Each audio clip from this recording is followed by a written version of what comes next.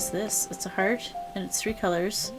This looks like a pride flag or a modification on a pride flag. Can you tell me more about your flag? Based off of Bi Pride flag. I love that. I identify as a lesbian, but it's kind of weird because I'm non-binary, so then what even is that? But whatever. It's fine. Well, I was working for the family business, and it's a medical device company. There's a lot of dynamics because of working with my family. And it's a small company, and it's been tricky because I'm non-binary, and not everyone at the company, like, totally gets pronouns and all that stuff. So it's a thing. It's been a thing. You think you're cis? Okay. So you were assigned something at birth that you still are. I don't know, I've been thinking about it lately. Hey, that's cool.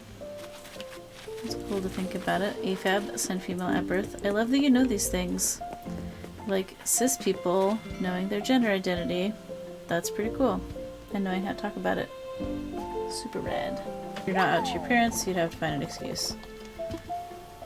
I guess one of the follow-up questions is like, you know, you can go as an ally, like if you had a queer friend, even if you're also queer, and just say you're going to be supportive of your friend. But if they're not supportive of queer in general, it's trickier. I'm assuming that you might still live with them, perhaps. Because if you didn't live with them, then they wouldn't know necessarily that you went to Pride, because how would they know? I don't think they'd disown you or anything, but you're worried they'd think of you differently. Well, that's true. So I totally talked about this in one of my recent streams, about how parents often go through a whole grief process after their kid comes out. Okay, before whatever is about to happen, grieving the potential future you hoped for that isn't happening is totally a thing. It's also super queer. Like, you know, when I came out as non-binary, both my parents went through and are probably still going through a grieving process of like losing the gender I thought I was. Same thing when I came out as queer. It was like there was a whole thing that people had in their heads that was going to be my life, and so when who I really was didn't match up with that dream, it was a whole mourning process. Sometimes your parents have like an emotional container and they can like figure out their life and be okay, and sometimes they just are messy and they just spill all their feelings all over you. Yeah, you go back and forth about whether you need to come out to them or not. Not thrilled about it, but not paying rent is nice. It does make it easier to pass if you are in a straight appearing relationship.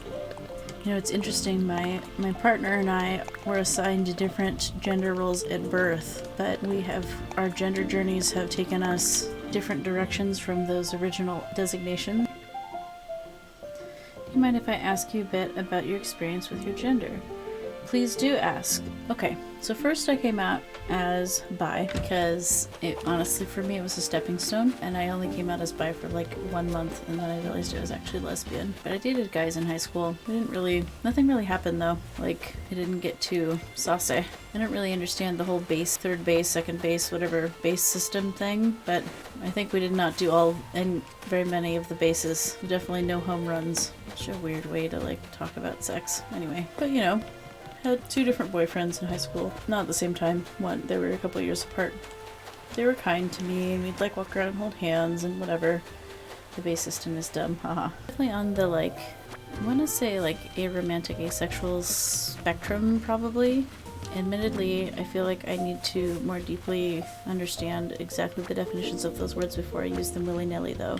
I was not interested in having sex with these boys, but I did like cuddling them and being sweet with them, and like maybe kissing them, but for sweetness reasons, not for like sexy reasons, if that makes sense.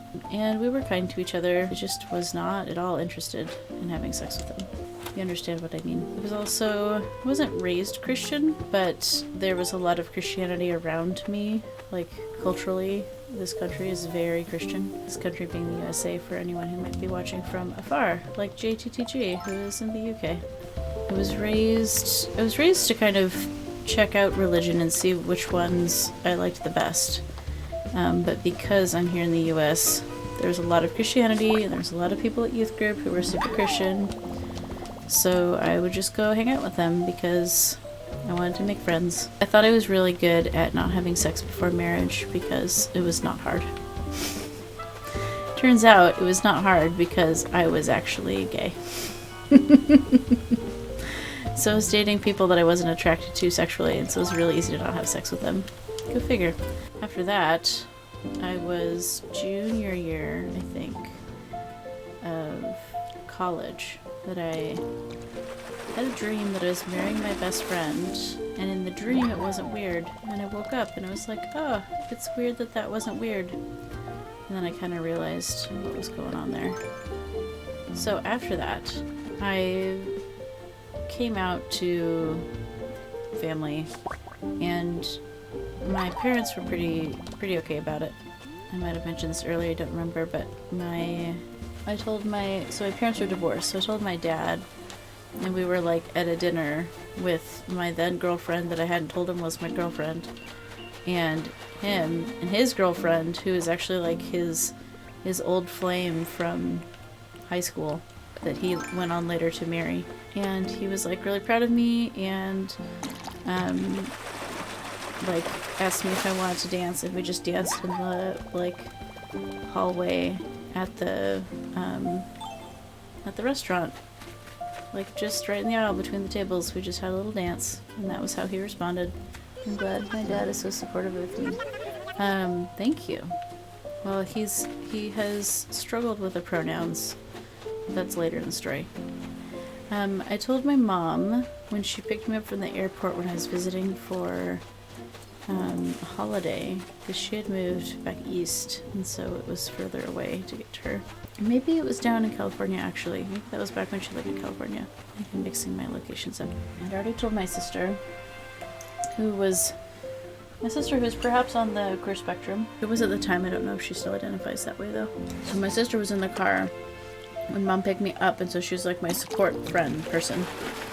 And I couldn't even wait for us to get home from the airport. Like, my sister used to identify as bi. She used to identify as bi. But I think now, I don't know if she still identifies as bi. She might. Or pan. Or straight. I don't know. Because she has pretty much almost exclusively dated men as far as I know. We haven't really talked much in the last couple of years, so I don't know as much about what's been happening in her life. So I can't speak for her. But anyways, so told my mom that I thought I was gay, or lesbian rather. And she was like super calm and collected about it, and was like, that's cool. What do you want for dinner? Which sounds really dismissive. Are you close in age? My sister and I, yeah, we're less than a year apart. What she meant to convey with what do you want for dinner is like, this isn't a big deal that there needs to be like upset or yelling or anything about. It just is. And I remember when I was a kid, my mom telling me more than once that basically that it was okay to be gay. And that she also had a gay friend that she would tell us about. He was very nice gay man. His name was Dan the Gay Man. And there was a picture of him in our house, and so I knew that Mom was like supportive of the gays because she had a friend who's gay, and she told us about him, and he was okay, and they were okay, so it was probably okay. And so yeah, they were both very accepting of it. Did my parents have a harder time understanding the gender stuff than the sexuality stuff? Yes, they did. Because they have not met a non-binary person before. They have met gay people before, and I will say that my mom works at the pronouns really hard, and like even when she's talking to her friends, she tries to consistently use the right pronouns. I'd say my dad, he works at it some, but it has taken a lot of time, and he has a younger child, Starfish, who's his third wife's youngest kid, who just turned 18 this year, like this summer, so recently, who identified as trans for at least a while. I don't know if they still do. And so he had to like figure that whole thing out. And so it was a heck of a time just to get him to use my new name instead of my dead name. And then after that, it was a whole other heck of a time to get the pronouns and part of why I'm leaving my job / getting laid off is because people at work never get my pronouns right, and it totally sucks, and it's really painful to go to the office and get misgendered every day, all day. And so, you know, like, and people making fun of the pronouns. I do use they, them. Yeah. So yeah, this is my new workplace.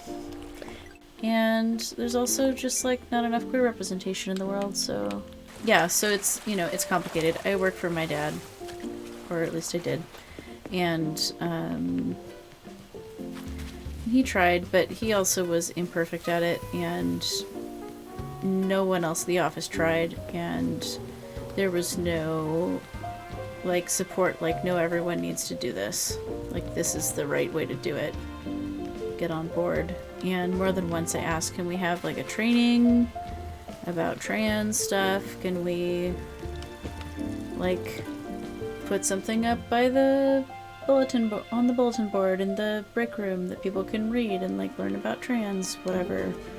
Or like, can we make pronouns and email signatures mandatory, because like it costs a cis person basically nothing to do that, and it's really meaningful for a trans person to have that option, and just nope, it was optional, which was just such a bummer. So in terms of like, that sounds really frustrating and hurtful that they didn't do anything to make you feel more comfortable there. I agree. There's other stuff that happened that was stressful too, that I probably won't talk about right now, but on to bigger and better things, friends. Aw, thank you. Yes, that is the hope. That is the goal.